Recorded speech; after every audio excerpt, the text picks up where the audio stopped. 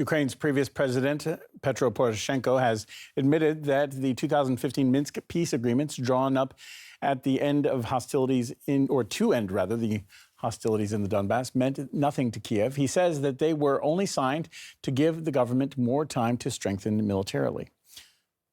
Чем завершились переговоры в Минске? How did the negotiations in Minsk end? We achieved what we wanted. We didn't trust Putin then, and we don't now. Our task was to avert the threat or to delay the war. It was necessary to get 8 years for us to restore economic growth and build up a powerful military. This was the first task, and it was achieved.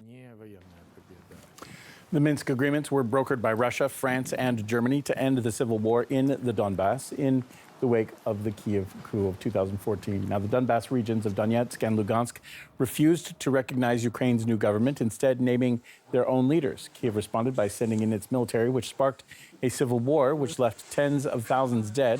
After Ukraine's military offensive failed, Kiev was forced to sit down for talks. Under the subsequent Minsk deals, the Donbass remained part of Ukraine, while Kiev agreed to give the republics of Donetsk and Lugansk autonomy along with their own elections. In the 7 years since the agreements were signed, the vote did not take place.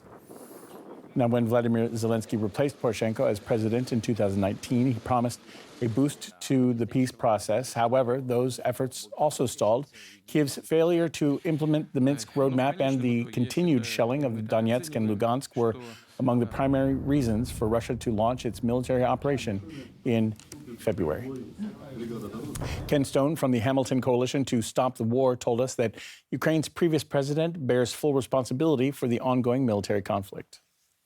In his own words and in front of the entire world, he has admitted that during his entire term as president of Ukraine from 2014 to 2018, he undermined, he deliberately sabotaged the Minsk agreements. He bargained in bad faith. And therefore, he is an author of the current military conflict in Ukraine and should be held responsible after the war if there is some kind of tribunal.